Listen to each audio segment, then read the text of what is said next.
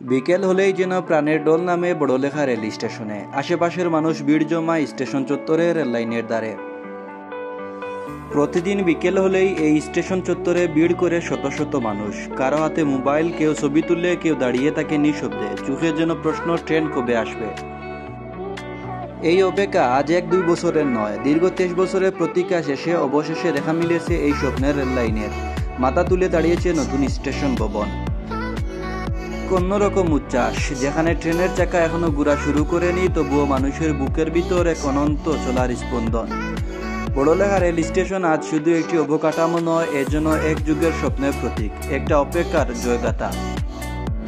বড়লেখার নির্মাণাধীন নতুন রেললাইন ও rail station ভবন দেখতে প্রতিদিন বিকেলে শত শত মানুষের ভিড় জমায়। এটি নিঃসন্দেহে একটি স্থানীয়ভাবে গুরুত্বপূর্ণ ও উত্তেজনাপূর্ণ ঘটনা।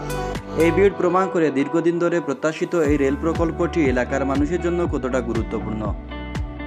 ভিডিওটি কে কোথা থেকে দেখেছেন অবশ্যই কমেন্টস করে জানাবেন এবং শেয়ারের মাধ্যমে অন্যকে দেখার সুযোগ করে দেবেন।